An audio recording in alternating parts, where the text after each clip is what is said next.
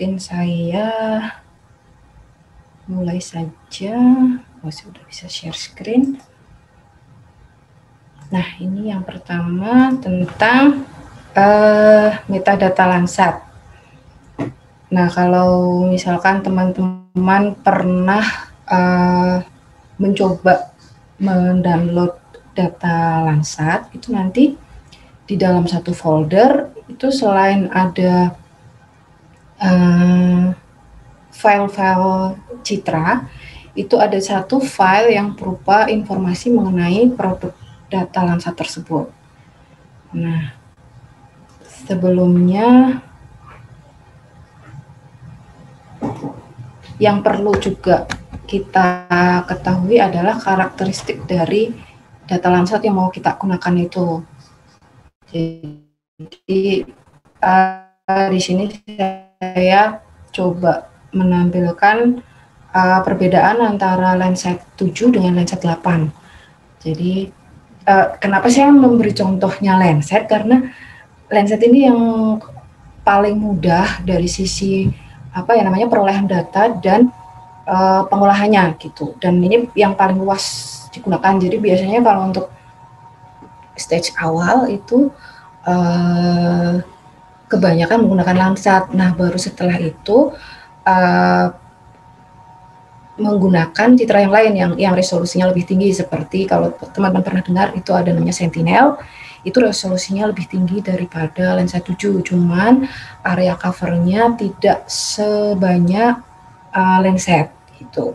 Jadi ini karakteristiknya. Jadi kalau Landsat 7 itu ada 8 band, yang satu band 8 itu pankromatik. Pankromatik itu hitam putih ya semuanya sebetulnya satu warna, cuman resolusinya juga lebih tinggi, 15 meter. Nah, bedanya dengan Landsat 8 ini, kalau Landsat 8 salurannya sudah lebih banyak. Jadi ada 11 band. Cuma kalau untuk pemanfaatan di lingkup pesisir dan kelautan, itu biasanya yang digunakan kalau Landsat 7 itu band 1, 2, dan 3. Biasanya itu yang digunakan. Kemudian tambahan band 4 mungkin kalau misalkan mau analisis vegetasi. Nah, kalau Landsat 8 itu biasanya yang dipakai band 2, 3, 4, itu kalau untuk perairan dangkal. Nah, jadi kalau untuk misalkan nanti nambah mau analisis vegetasi, biasanya tambah sama band 5 gitu, yang near infrared. Nah, kira-kira seperti itu perbandingannya antara Landsat 7 dan 8 gitu. Nah, berikutnya ini tampilan metadata Landsat. Nah, teman-teman saya sudah upload contoh metadatanya di yang ini nih, yang warna merah. Jadi bit.ly CTH Landsat 8 itu di situ ada contoh citra contoh citra dengan metadatanya. Nah, mungkin kalau untuk keperluan hari ini teman-teman bisa download dulu yang metadata saja. Nanti kalau yang full set Landsat lain kali saja, kalau misalkan ada koneksi yang stabil, ya ada wifi yang di kampus atau di mana gitu, bisa. Soalnya lumayan besar filenya, dan 600 mega lebih gitu. Nah, untuk ini contoh tampilan metadata seperti ini. Jadi datanya itu berupa teks.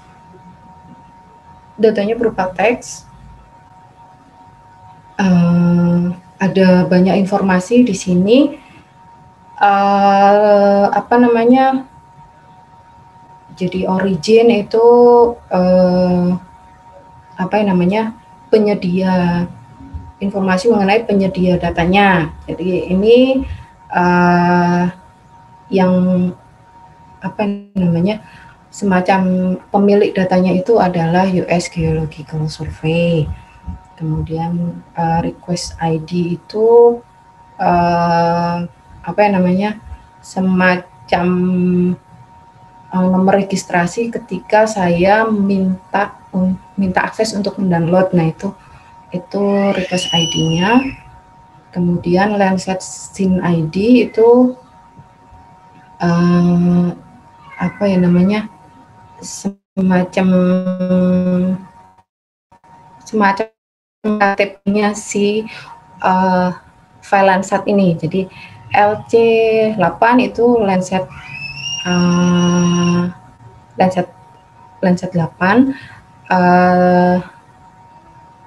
satu. Nah, ini yang berikutnya, angka berikutnya itu menerangkan tentang informasi waktu perekamannya gitu. Nah, ini data file datanya, ini data kapan di download. Kemudian station ID ini lokasi stasiun bumi penerimanya gitu. Nah, ini banyak apa ya namanya, akronim itu bisa dicek di website yang biru ini. Nah, itu semua lengkap, itu apa namanya, informasi akronim itu apa maksudnya gitu. Nah, kemudian ini yang penting juga, ini ada WRS PET dan WRS RAW.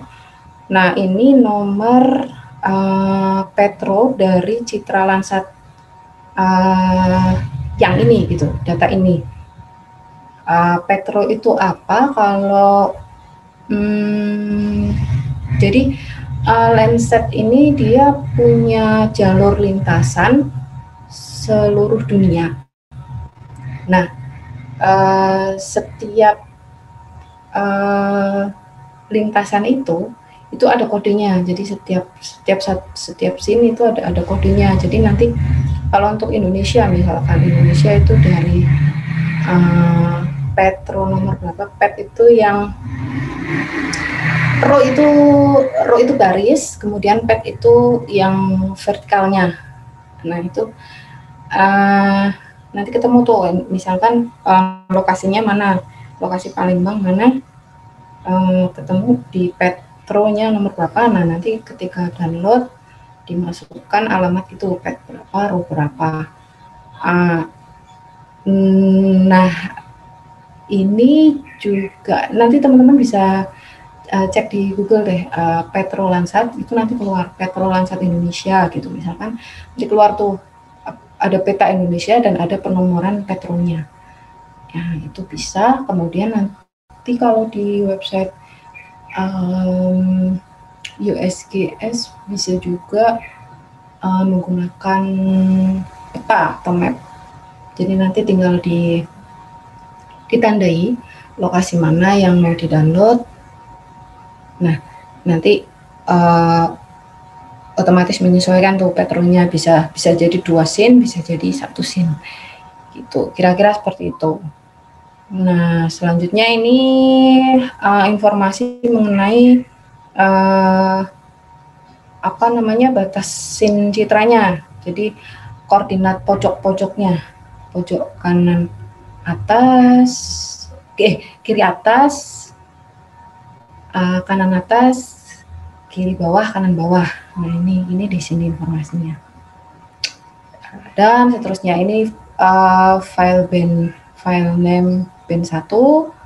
Ini nama file, ini band 1, band 2, band 3. Jadi informasinya setiap band di sini gitu. Oke.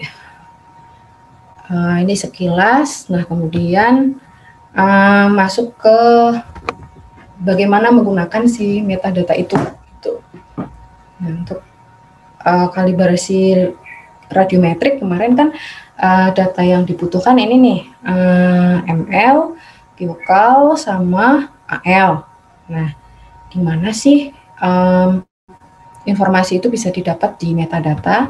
Nah, ini kalau teman-teman lihat ke bawah terus, nanti ada bagian ini, bagian radiometric rescaling.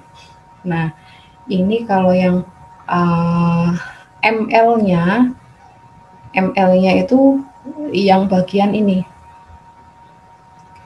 Jadi radians mult band X. Nah, ini yang diinput di ML yang ini. Informasi yang ini yang radians mult band. Nah, kalau AL-nya ini gain-nya itu yang ini yang add radians add. Nah, ini per band ya, masing-masing band. Jadi kalau misalnya untuk kalibrasi band 1 yang dimasukkan informasinya yang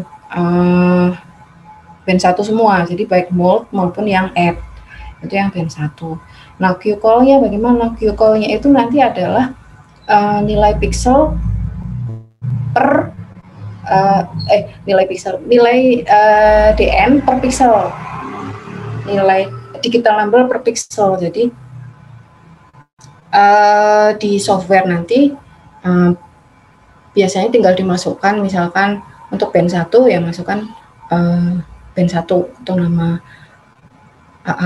file bandnya gitu.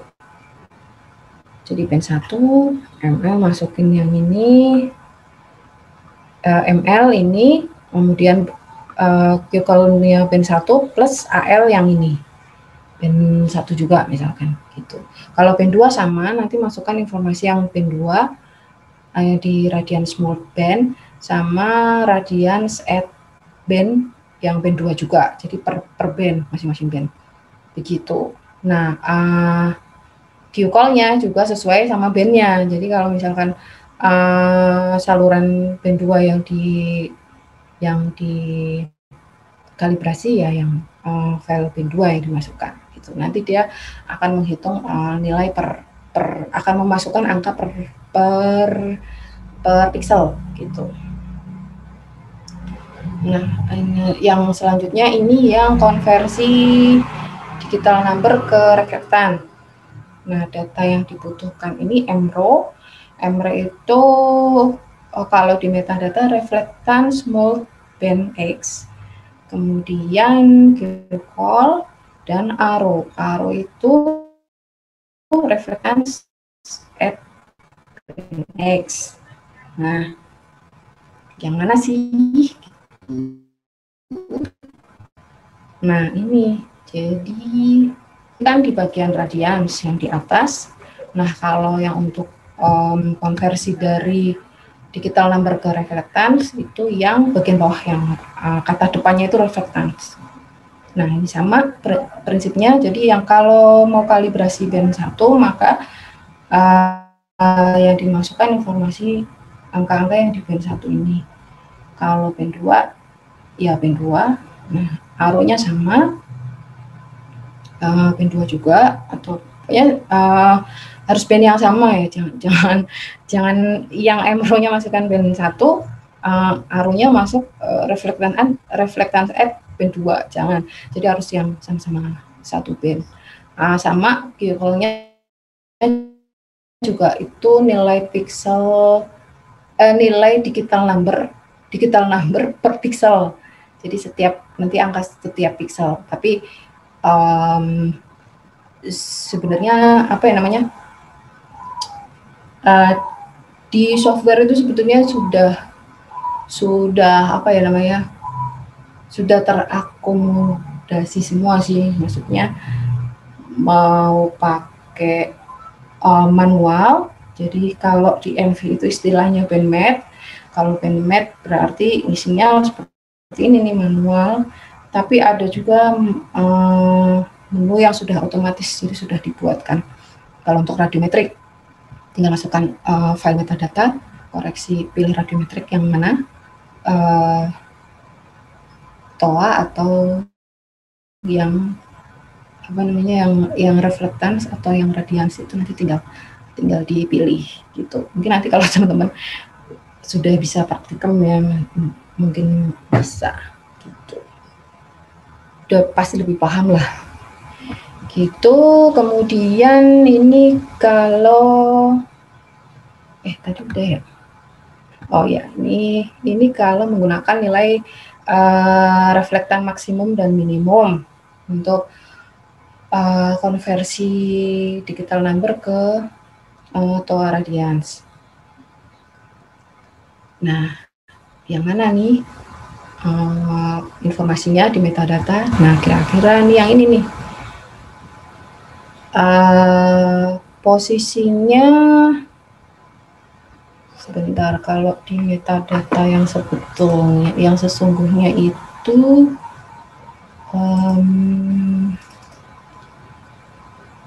dia ada di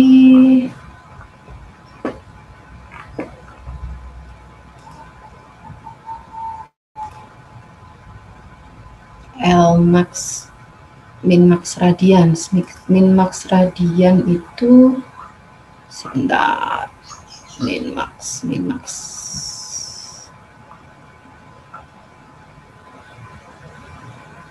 Nah, ini dia minmax radians. Bisa share.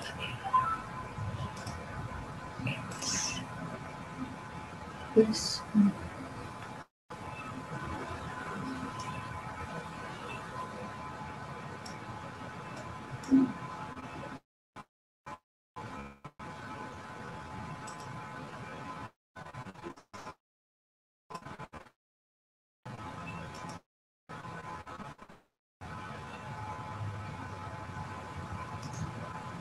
Share. Nah, teman-teman bisa kelihatan ini ya, yang saya share baru notepad metadatanya. Nah, dia itu ada di Lmax and min, ada di bagian bawah.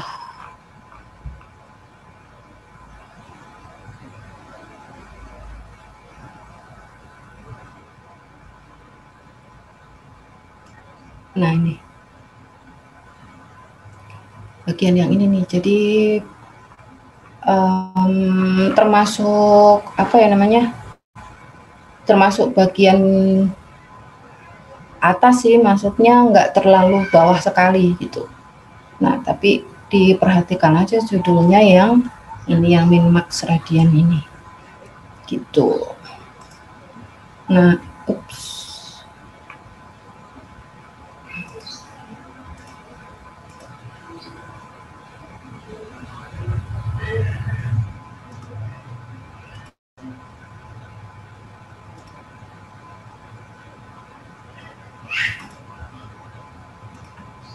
nah, posisinya yang perlu diinput ini kan informasinya Lmax R, Lmin R, kemudian Qcall max, Qcall min, sama Qcall digital number, sama seperti yang tadi, jadi informasi nilai digital untuk setiap pixel. Nah, Lmax R itu adalah nilai radian maksimum. Jadi bagian yang sini nih. Nah, kalau yang maksimum isi nilai maksimum, nilai minimum Lmin R-nya diisi yang nilai minimumnya gitu. Nah, kalau Qcall max dengan Qcall min itu ada di grup min max pixel value. Itu kalau nggak salah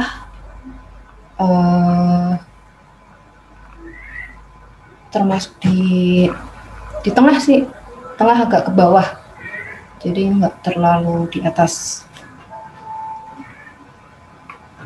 Nah, yang di input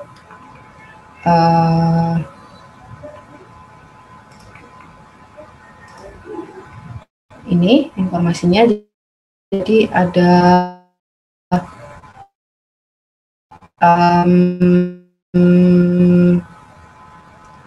Qcall itu quantize sama quantize call min. Jadi yang call max itu yang diisi, Qcall max-nya itu quantize call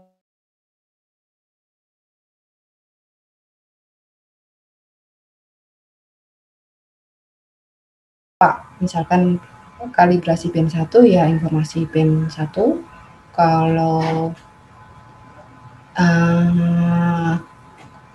koreksi band 2 ya informasi band 2 yang dimasukkan gitu. Nah, selanjutnya ini yang konversi ketua reflektan tapi menggunakan nilai maksimum minimum. Nah, sama sebetulnya ini informasinya yang dipakai itu kalau raw max R itu yang sini di bagian grup min max reflectance. Nah, Q-call-nya sama yang tadi. Jadi kalau raw max R berarti nilai maksimumnya yang dimasukkan, kalau raw min R berarti nilai minimumnya yang dimasukkan. Nah, Q-call max-nya sama. Jangan lupa band atau saluran yang sama. Q-call ini sama, jadi nilai digital dari setiap pixel gitu. Nah, ini kalau yang menggunakan yang ditambah dengan koreksi sudut matahari, rumusnya seperti ini. Nah, angka-angka ini dari mana dapatnya? Dari sini, dari metadata juga. Kemudian kalau untuk ESAN-nya ini ada di website Landsat sih, ada. Cuma ini kemarin saya nyari kebetulan dapat di cisakmaps.com gitu. Nah, ini informasi yang dimasukkan, row ini yang dicari, L lambda itu dapat dari informasi yang sebelumnya ya, perhitungan yang sebelumnya. Kalau teman-teman ingat tadi L lambda itu ya di sini. Nah, dapat dari sini. Itu bisa juga dimasukkan persamaan ini ke dalam bandmath-nya. Jadi disambung ini yang ini sama tadi. Yang rumus tadi dimasukkan ke sini untuk menghitung si row ini gitu. D2 ini earth sun distance, informasinya di metadata yang ini. Dia posisinya kalau nggak salah justru paling atas. Ada informasi, enggak, di tengah, di atas grup min-max radians gitu.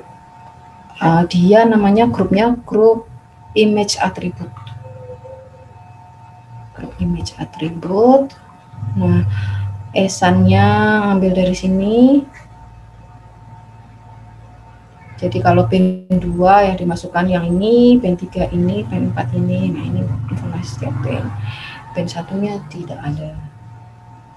Nah, ini ESAN-nya ini, D2-nya yang ini, kemudian rho solar zenith angle ini yang bagian sun elevation. Gitu. Nah, kira-kira seperti itu untuk penggunaan metadata dalam proses kalibrasi radiometrik. Begitu teman-teman. Mungkin dari sini ada yang mau bertanya tentang metadata ini. Itu sebetulnya sih nanti kalau sudah menggunakan software sebetulnya tidak serumit ini gitu. Gimana? Silakan kalau ada yang mau bertanya.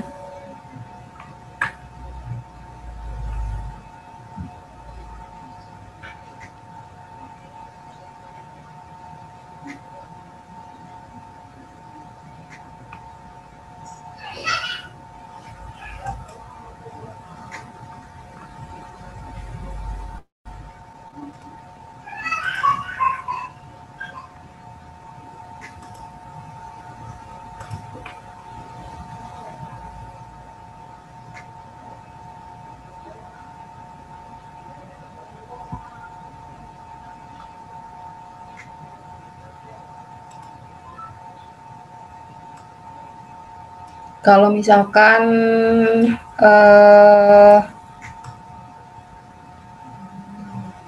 mau apa ya namanya, ada yang mau ditanyakan tapi maunya chat aja, boleh ditulis aja di apa namanya, di chatnya gitu. Kalau misalkan belum ada, mungkin saya lanjut aja, boleh? Boleh, Bu. Oke, baiklah. Saya stop dulu yang ini.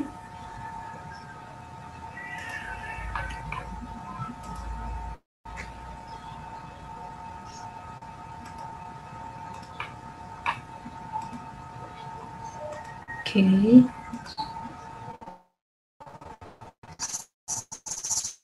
Saya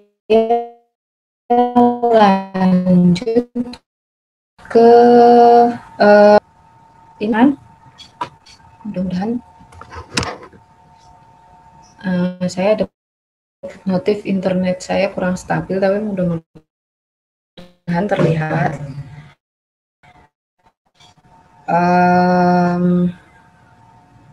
Ya, jadi yang akan saya sampaikan di sini namanya dasar informasi apa ya, semacam overview saja, karena terus terang saja saya bukan pengguna LiDAR. Jadi kalau untuk aplikasi atau memanfaatkan produk LiDAR ini saya belum pernah, hanya mempelajari atau membaca saja tentang apa namanya, karakteristik si LiDAR ini gitu. Nah, jadi mengapa orang-orang atau para apa ya, praktisi dan ilmuwan sekarang banyak menggunakan LiDAR? Itu kalau LiDAR ini kependekan dari Light Detection and Ranging gitu, atau sering disebut juga Active Scanning Laser gitu. Nah, kalau teman-teman ingat di apa namanya, perkenalan PJ dasar mungkin pernah disampaikan mengenai sistem penginderaan jauh, itu kan ada dua, ada sistem aktif dan sistem pasif. Nah, sistem pasif itu kan yang menggunakan sensor apa namanya, satelit, apa yang menggunakan energi matahari sebagai apa namanya, energi yang ditangkap oleh sensor satelit. Tetapi kalau penginderaan jauh aktif itu adalah energi cahaya untuk merekam objek itu dibuat atau dibangkitkan gitu. Nah, si LiDAR ini termasuk dalam tipe atau sistem penginderaan jauh aktif ini. Jadi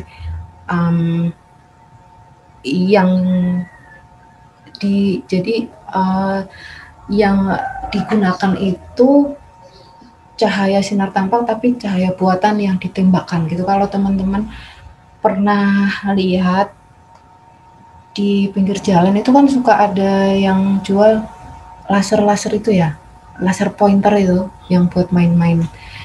Anak-anak kecil tuh biasanya suka main-main, atau ketika kuliah mungkin Bapak Ibu dosen suka menggunakan itu ya, laser pointer, untuk apa namanya, menunjukkan apa,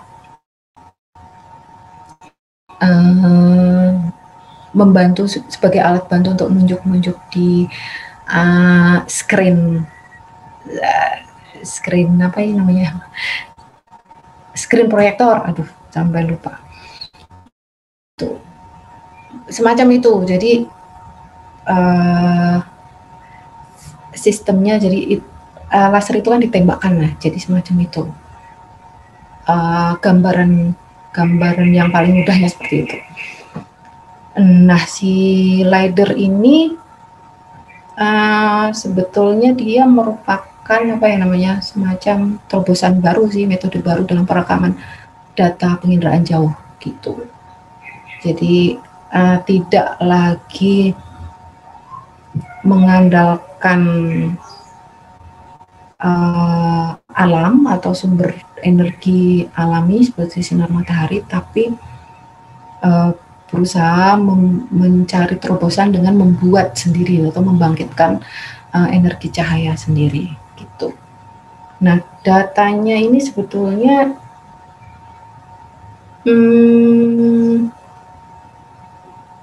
data yang dikumpulkan atau yang terekam kembali ke sensor itu adalah data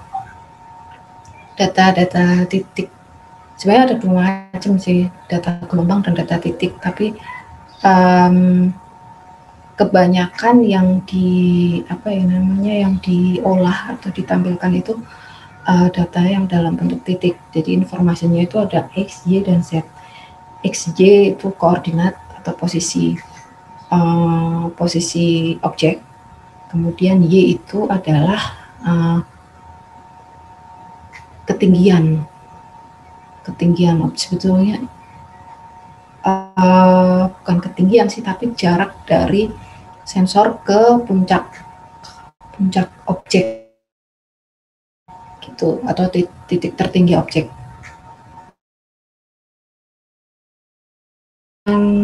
Pohon bakau misalkan. Pohon bakau, kemudian misalkan laser dari pesawat nih ditembakkan ke arah pohon bakau. Nah, nanti jarak antara si sensor atau sensor dalam pesawat nih atau gampangnya tinggi pesawat, tinggi terbang dengan puncak dari kanopi mangrove itu, nah itu Z-nya gitu. Nah, ini yang paling banyak digunakan sih biasanya untuk memperoleh data elevasi yang resolusinya tinggi. Iya, karena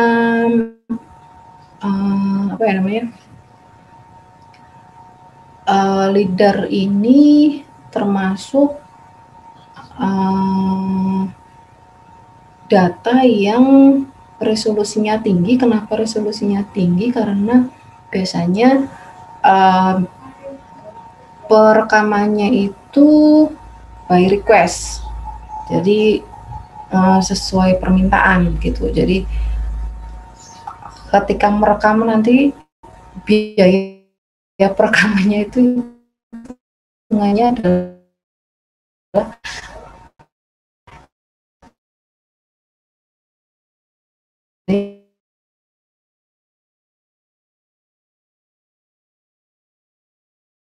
direkam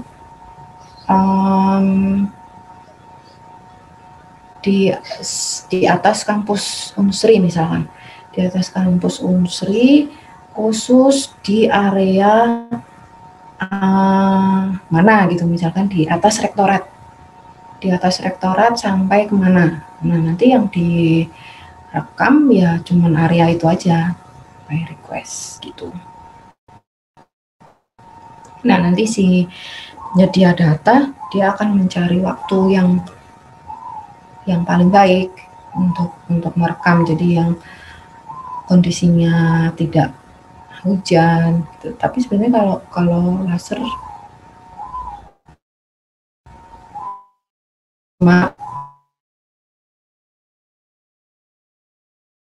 cuaca, tapi yang harus memperhatikan cuaca.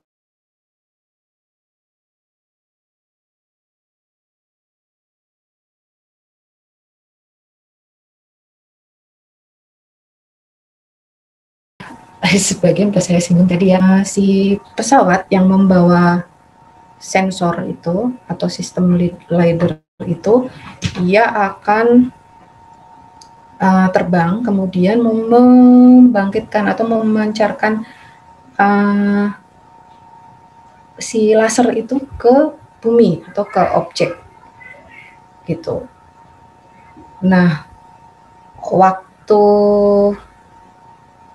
Nah, nanti setelah sampai ke objek, dia si laser ini akan kembali lagi ke sistem, ke atas. Nah, sistem itu yang kembali itu dicatat atau direkam oleh si sistem LiDAR itu. Nah,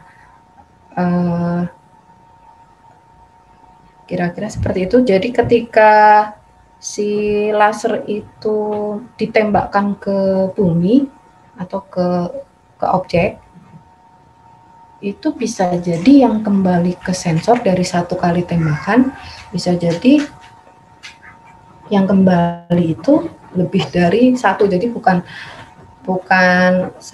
satu jret, satu tembakan akan kembali lagi satu tembakan. Bisa jadi satu kali tembakan, satu kali jret gitu, bisa jadi kembalinya lebih dari satu, karena si laser ini kan akan melewati beberapa objek nih. Bisa jadi puncak kanopi, kemudian di bawah kanopi, terus paling bawah ada tanah gitu. Nah itu kalau dalam kondisi misalkan tutupan lahan yang tidak terlalu rapat. Kalau hutan misalnya yang vegetasinya rapat sih, biasanya dia akan kembali satu. Tapi peluang untuk si sinyal balik ke atas itu lebih dari satu, itu kemungkinannya besar, peluangnya besar gitu. Nah ini waktu, ketika sistem menembak itu dari waktu menembakkan sampai kembali ke sampai ke bumi terus kembali lagi ke atas, itu kan ada waktu tuh, ada jeda waktu. Nah waktu yang jeda itu digunakan untuk menghitung jarak tempuhnya gitu. Nah si jarak tempuh ini kemudian diubah menjadi informasi elevasi gitu. Mungkin agak rumit ya, tapi kalau teman-teman sempat cek di ini nih, di Neon Science ini ada videonya tentang tentang LiDAR, bagaimana cara, dan itu sangat mudah ditutupi. Teman-teman bisa juga lihat untuk apa ya, untuk bantu mengkoneksikan gitu.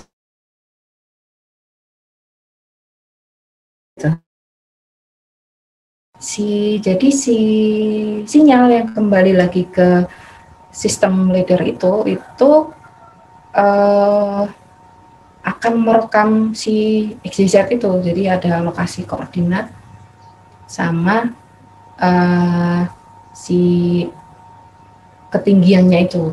Ketinggian di sini dalam arti jarak antara puncak objek dengan ini ya, dengan si pesawat ya, karena ini ceritanya ini masih data mentahnya. Nah nanti si sistem yang di LiDAR itu akan masuk ke komputer tuh, diolah. Nah nanti dalam pengolahan itu si jarak yang ini nih, jarak antara puncak objek dengan si pesawat, nah ini nanti yang dikonversi menjadi tinggi objek gitu.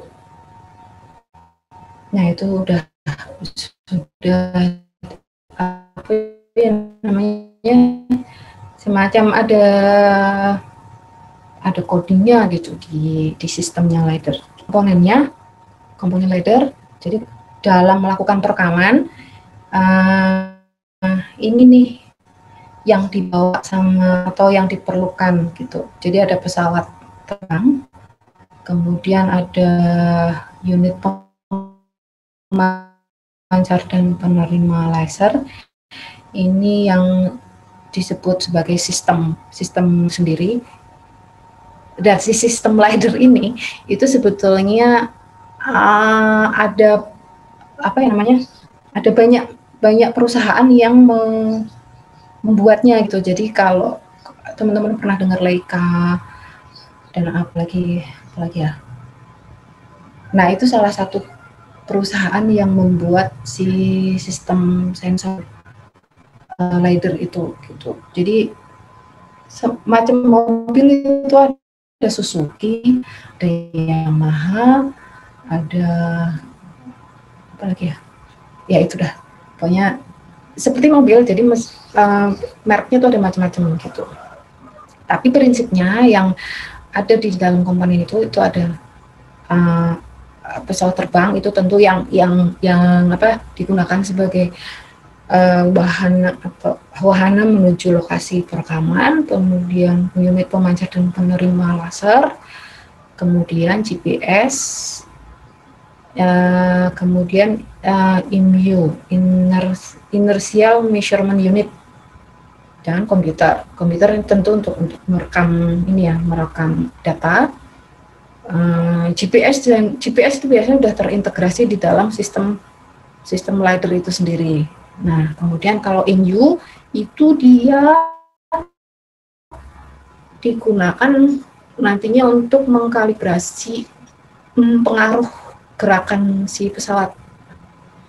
Jadi nanti kan pesawat ketika terbang itu kan ada pengaruh angin bisa dari depan, dari samping, dari belakang, itu bisa menyebabkan pitch, bisa yaw, bisa roll gitu, bisa miring sedikit, bisa agak mendongak, bisa agak jungkit gitu.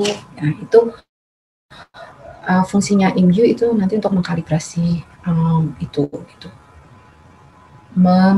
Meminimalkan efek dari si gerakan pesawat itu.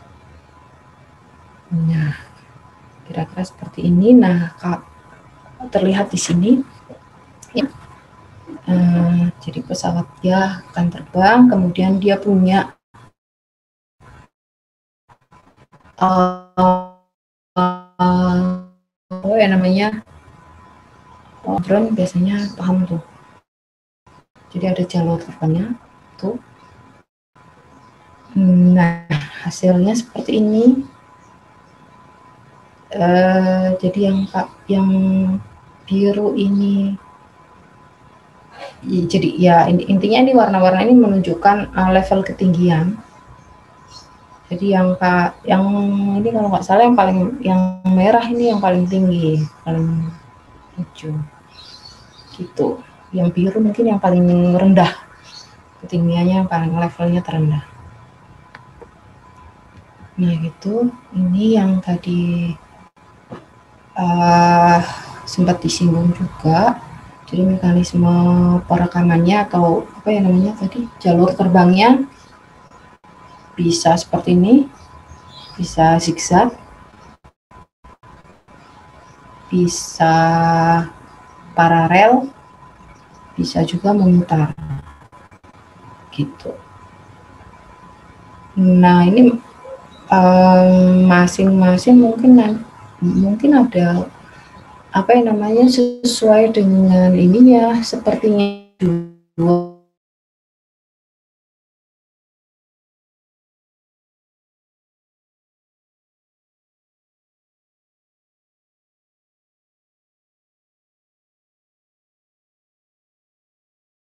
pola perekamannya seperti ini, apakah zigzag ataukah paralel ataukah elliptical gitu. Nah kemudian, ini yang menentukan karakteristik data LiDAR. Jadi sistem pemindainya atau sistem pemancar si sistem LiDAR itu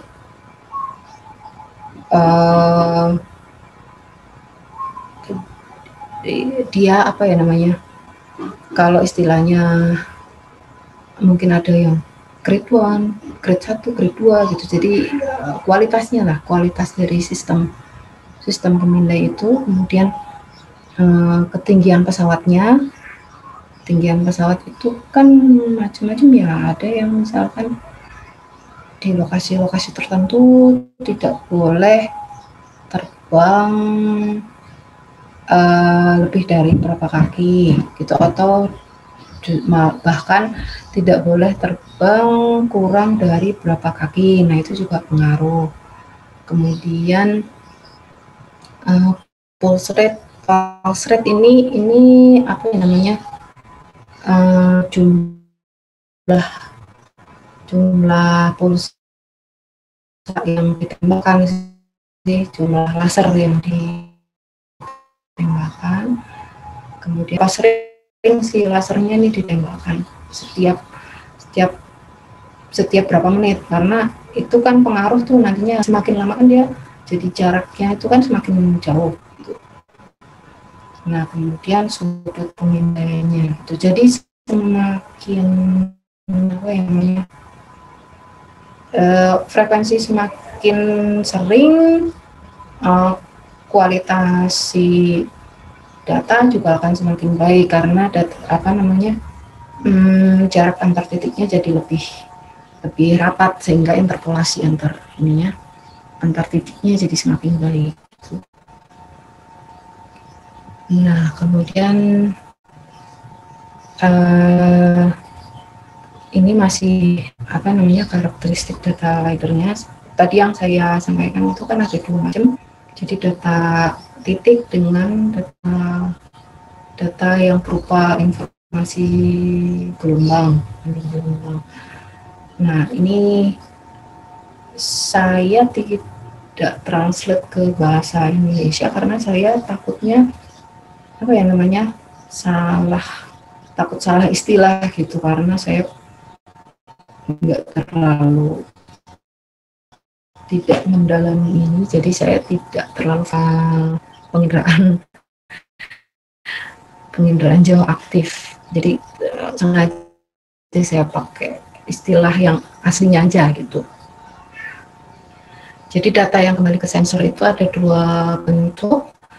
Yang pertama itu discrete return LiDAR system, yang kedua full waveform LiDAR system. Mudahnya sih kalau yang discrete return itu berupa titik. Nah, kalau yang full waveform itu berupa energi cahaya. Jadi berupa energi cahaya yang ada satuannya tadi itu kayak lambda itu.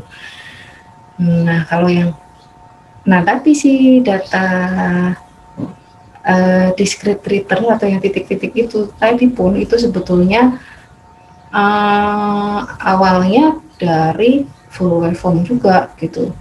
Jadi karena yang si titik ini kan merekam atau menginformasikan si puncak dari puncak objek otomatis puncak gelombang si full waveform ini, puncak gelombang yang diterima kembali informasinya di sensor gitu. Bedanya kalau yang full waveform ini sih informasinya katanya lebih kompleks dibandingkan yang discrete gitu. Jadi biasanya sih dikombinasikan ya antara 2 informasi ini gitu ketika dalam penggunaannya. Ini pemanfaatan data LiDAR yang umum atau yang paling sering di vegetasi sama topografi sih sebetulnya. Nah, untuk vegetasi ini yang bisa diperoleh informasinya tinggi kanopi, tutupan kanopi, leaf area index, sama vertical forest structure. Vertical forest structure itu struktur hutan tapi dilihat dari ketinggian vegetasinya.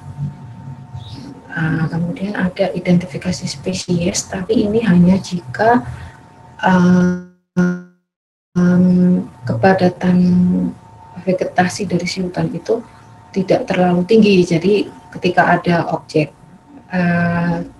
hewan di permukaan tanah itu bisa ikut rekam gitu.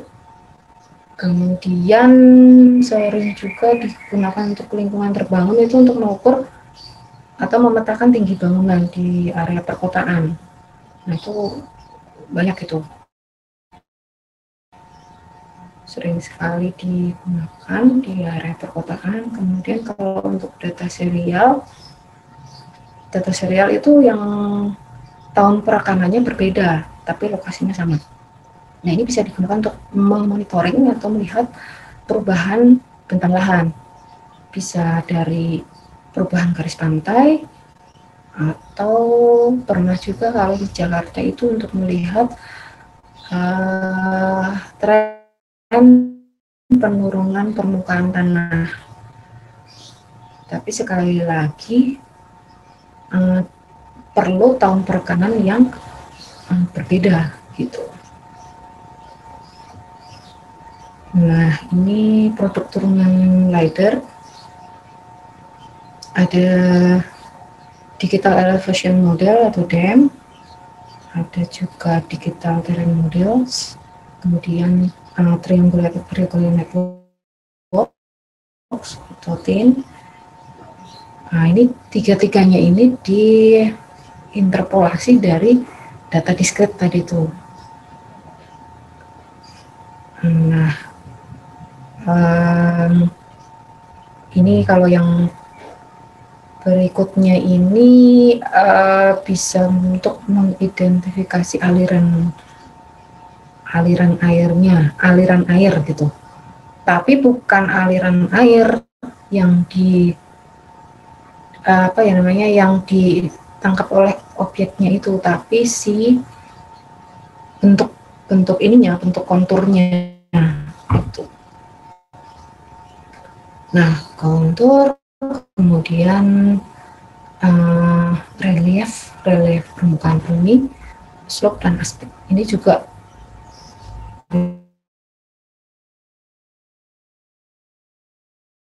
diskret tadi itu semua sih, interpolasi dari itu.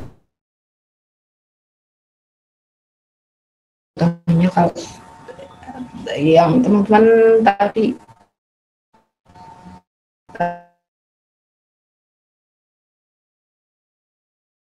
yang direkam pakai LiDAR, ini pakai EXA.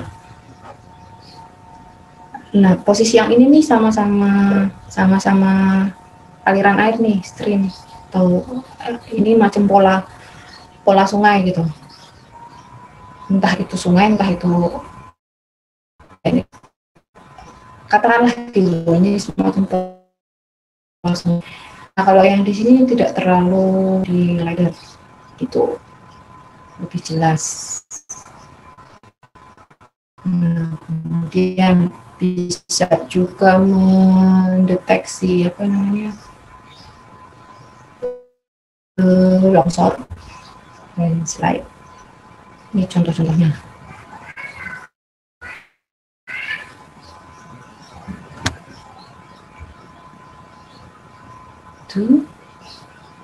Nah, ini kalau diperbesar nih yang dari perekaman LiDAR tadi itu seperti ini,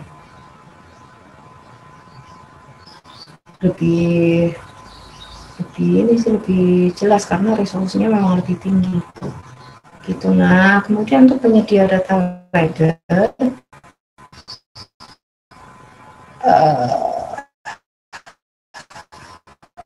ini Indonesia, karena kalau di Indonesia sendiri sebagian besar penyediaannya itu adalah dari swasta atau semacam perusahaan penyedia atau penyedia data ini geospasial. Biasanya sih partner dari perusahaan-perusahaan itu adalah perusahaan tambang atau perkebunan gitu, dan lumayan mahal ini biayanya gitu. Jadi kalau untuk yang free belum ada. Seperti itu. Nah, untuk bidang kelautan nih, ternyata ada juga yang memanfaatkan. Nah, ini saya sarikan dari Oceana, jurnal Oceana. Nanti teman-teman kalau mau baca lebih detail, ada nanti saya tulis di bawah sumber datanya. Nah, ini dari Kusuma dan Oktaviani, publisher atau apa, penulisannya tahun 2019, jadi masih lumayan baru. Tapi sekali lagi ini hanya apa ya namanya?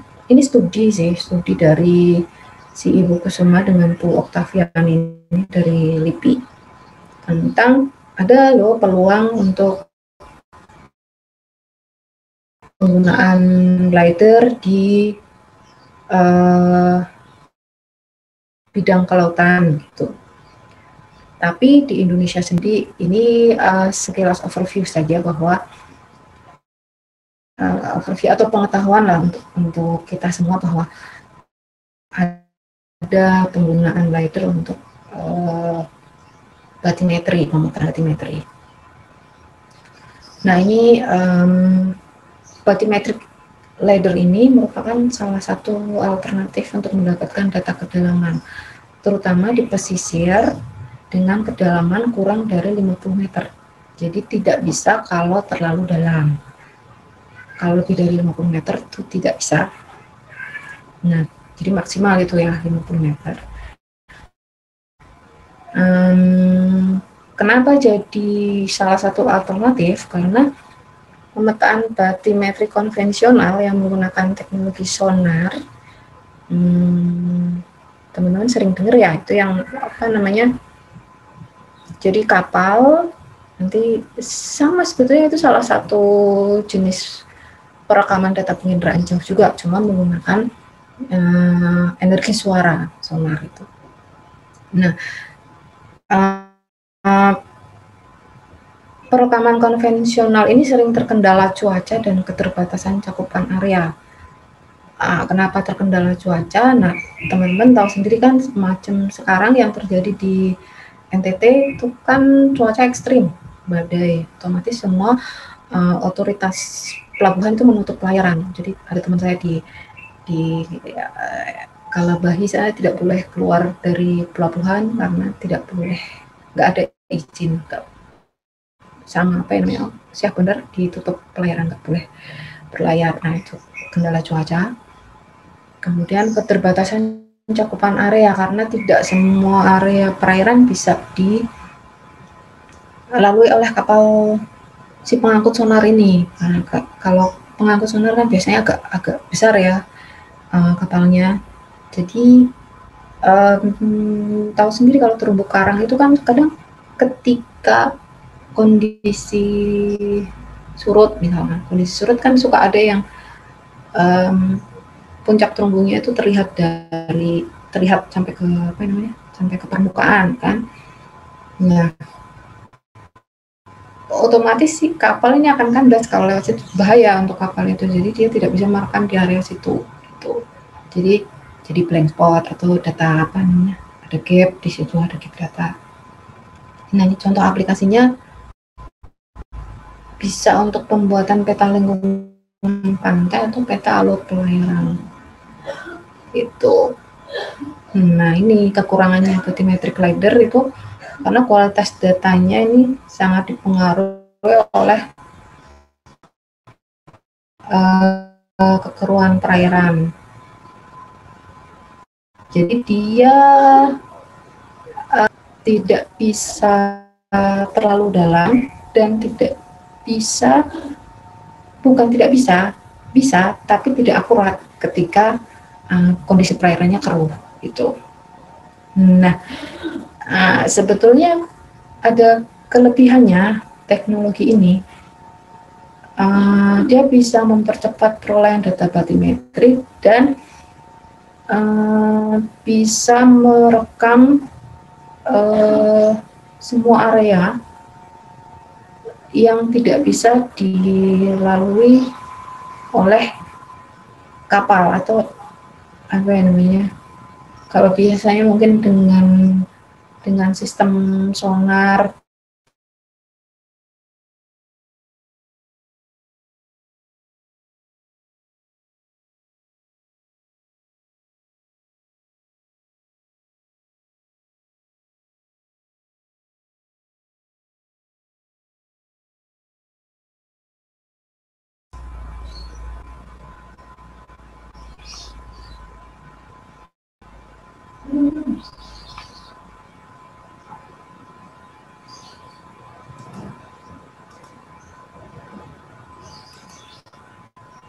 Halo, apakah masih kedengeran? Kedengaran, Bu. Oh, syukurlah. Saya tadi hilang ya? Iya, Bu. Iya, Ibu. Hilang sebentar. Oke.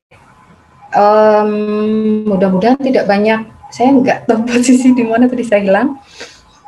Tapi kira-kira seperti ini, bahwa sebetulnya kalau diterapkan, si bathymetric ladder ini bisa menutup gap data yang selama ini secara konvensional gitu. Oke. Nah, ini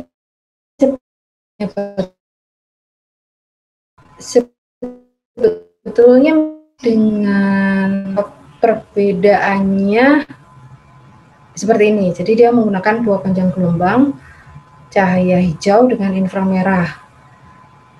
Nah, jadi digunakan bersamaan tuh, ditembakkan secara bersamaan, satu hijau, satu merah. Nah, yang hijau ini kan mampu menembus ke dasar. Nah, yang merah itu hanya mampu sampai permukaan air. Nah, jadi si merah ini nanti akan menjadi faktor pengurang jarak dari si sinar hijau, jarak yang bisa ditembus oleh si sinar hijau itu. Nah, gitu. Nah, kedalaman perairannya dihitung dari perbedaan waktu antara si sinyal yang kembali dari dua laser ini. Jadi, dari si sinar hijau dengan si sinar inframerah. Kira-kira seperti itu ilustrasinya. Nah, ini yang di bawah ini pustakanya. Jadi, teman-teman bisa googling aja untuk baca lebih detailnya mengenai si penggunaan ladder untuk bidang kelautan gitu, di salah satunya. Nah, itu yang bisa saya sampaikan saat ini, sementara ini. Mudah-mudahan dapat diterima. Nah, kalau misalkan teman-teman ada pertanyaan, saya persilahkan. Kalau misalkan saya bisa menjawab, saya jawab. Kalau belum bisa, nanti saya cari informasinya juga, gitu. Silakan teman-teman. Ada yang chat nggak ya? Terima kasih, Bu Novi. Mohon maaf ya, Bu. Nggak apa-apa, Bu. Iya, saya tadi ini baru pulang dari sekolahannya anak. Jadi ada pertemuan untuk persiapan tatap muka. Oh, iya. Iya.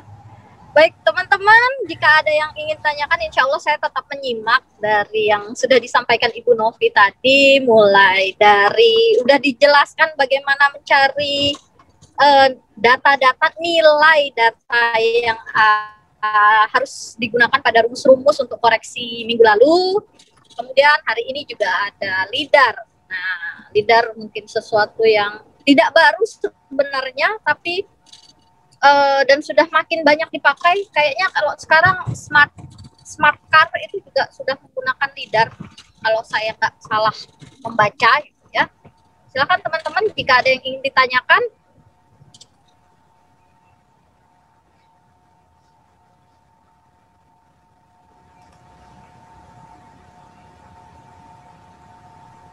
Di chat juga boleh, di kolom chat kalau misalnya ada yang kesulitan untuk audio.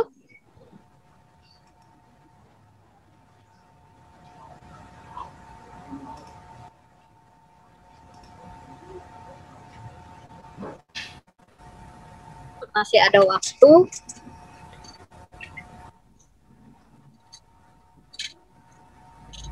Oh iya, sekalian menginformasikan mungkin Bu, kalau boleh nih, ada simposium ini hiu pari. Oh Jadi iya. itu simposiumnya virtual. Jadi bagus tuh teman-teman kalau mau ikut menyimak. Jadi apa ya namanya kait hiu dan isu-isu pari hiu di pari Indonesia tuh seperti apa sih terkini gitu. ya. Ya. Ya. Yang 2 hari berminat dengan besok. Iya. Itu kebetulan juga ada alumni yang ikut dari Mobula Project.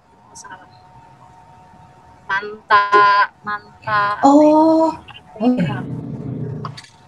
Iya, Manta apa ya? Manta Watch. Ya, Manta Watch. Manta Trust. Ya, dari Manta Watch. Oh, Manta Watch. Iya, iya. Iya.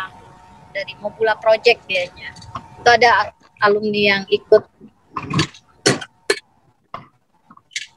Bagi teman-teman yang berminat di bidang konservasi hiu pari, isu-isu hiu pari terkini akan ada di simposium ini.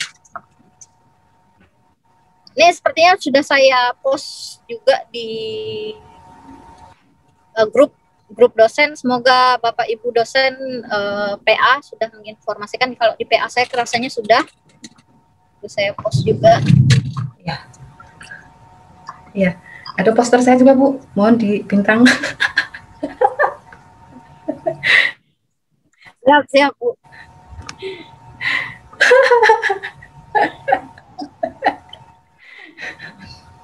Gak apa-apa Bu, biar makin eksis kita. Oke, nanti apa? Iya. Nanti PowerPoint saya share ke Ibu ya, yang kemarin dengan hari ini. Iya, baik. Siapa tahu diperlukan. Iya, baik Bu. Tentu pasti Bu. PDF. Dalam format PDF saja nggak apa-apa Bu. Iya. Teman-teman, ini nggak ada yang mau ditanyakan?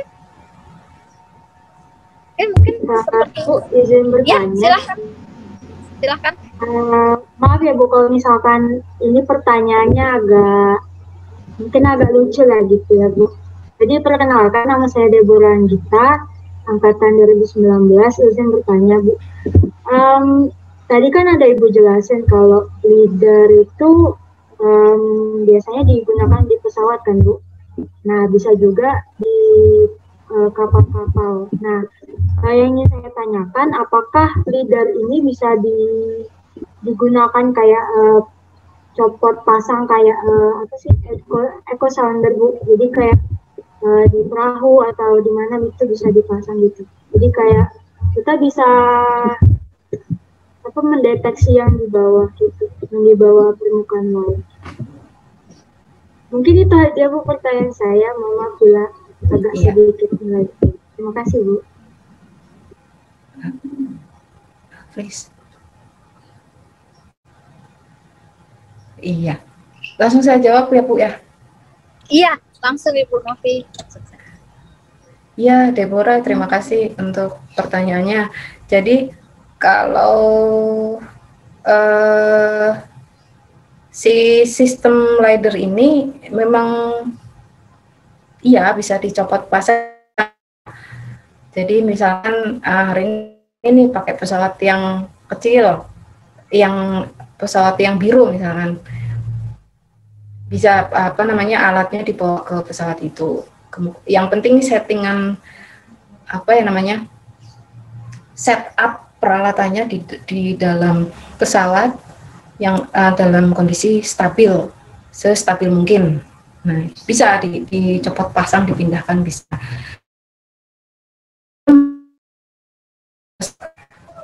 Kalau yang tadi yang menggunakan energi suara, nah itu yang punya keterbatasan tuh. Jadi dia bisa digunakan untuk mendeteksi objek di dasar perairan, cuman area jelajahnya terbatas kalau yang dengan sonar tadi. Nah, kalau si sensor si LiDAR ini, kalau untuk dibawa dengan kapal sepertinya tidak sesuai, karena prinsipnya dia adalah merekam perbedaan sinyal kembali yang diterima oleh sensor. Jadi kan lasernya ditembakkan tuh ke permukaan objek.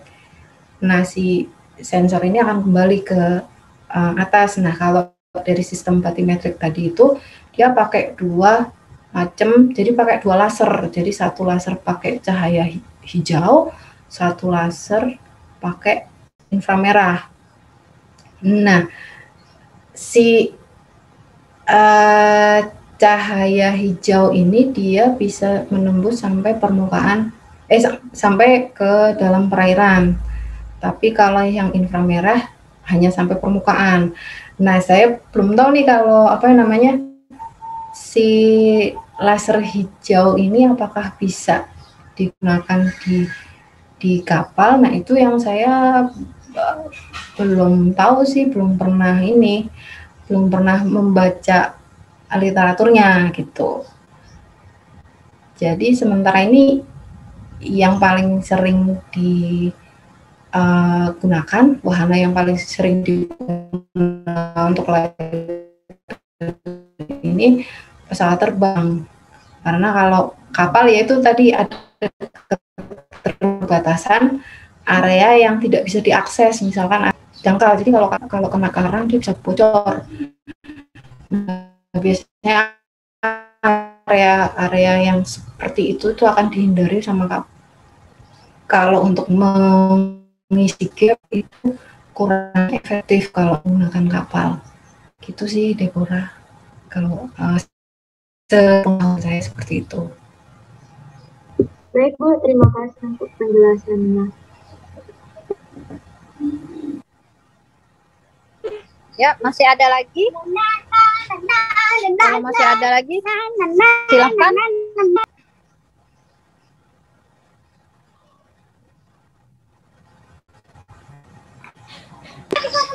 Nggak ada? Bu Novi, masih ada yang ingin ditambahkan?